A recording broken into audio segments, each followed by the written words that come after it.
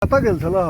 खेत देख गेल छलौ, वहाँ बड़ा समस्या छै। गाँव में देखे छियै ने, बड़ी समस्या खराब भ गेल छै। आँखि से देखलियै ने, सब किसान सब त्राहि त्राहि कऽ रहल है। की कहै छै, की कयल जेतै आब? हाँ, अहाँ सब बाहर में बैसल बटीदार सबके दोष लगबै छियै कि बटीदार हमरा दैया ने उपजा क। देखे ने छियै आँखि फाड़ि क। एहि बेर समस्या देख लेलियै आब। देख लेलियै खराब ने? समस्या छै, की कहू। सएह ओतऽ से ककरो बाहर से दोष नहीं दियौ ग्रामीण के, जे कि अहाँ उपजा क अपने खाइ छी, हमरा नहीं दै छी।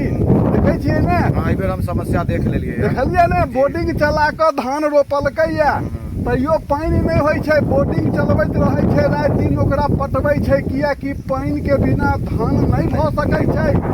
ई कतौ नुकायल गप नहीं छै, कतौ चोरायल बात नहीं छै। जी सही बात कह रहल आ देखे छियै बोर्डिंग चलि रहल छै, की बुझाइया नफा हेतै किसान के कनिकबो? नहीं, एहि बेर तऽ बुझाया जे ओते नफा नहीं हेतै तऽ कतऽ से बटीदार खेत वाला के देतै अन्न, कतेक देतै? बटीदारों वाला के गलती कहाँ से? वो बेचारा कहाँ से लेते? वएह ने, वो अपना भर तऽ मेहनत वएह करते ने। छै। जी अच्छा तो आब जायब कहिया? कते दिन के छुट्टी है? या 2-4 दिन में चल जाए फिर। 2-4 दिन में चलि जायब। जी। हाँ तो जाउ, आ बाहर रहै छी, बाहरे आराम से कमाऊ खटाऊ। जी। देखे छियै गाँव घर के आबि के तो देखलियै खेती बाड़ी के हालचाल। जी। बाहर में लोग के ओनाहिते फुराई छै दूर रहला पर। जी जहन लग में अबै छै, आँखि से देखे छै, तहन ओकरा सुझाई छै कि केना गाँव में भ रहल छै, केना मनुष्य जीव रहल छै, एतऽ के समाज की केना की कऽ रहल छै। ठीक है। ओनाहिते नहीं होइ छै, बड्ड दिक्कत होइ छै यौ।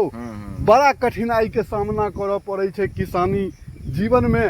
गृहस्था आश्रम बड़ा, जे गांव में रहैया सएह बुझैया। हाँ। बाहर के लोग की बुझतै? अहाँ सब तो बाहर पकड़ लेलहुँ, जी, अपन हाँ। बाहर छी लागल। जी सही बात कहै छै। वो तऽ आँखि से नहि देखे छै जे की भऽ रहल छै तो- गाँव घर में। ओ जे आबैया, जे देखलक सएह ने बुझतै तो- जे केहन किसान के की समस्या छै, कहाँ छै। वएह ने, जी। आब तो बुझलियै ने। एकदम बुझिए।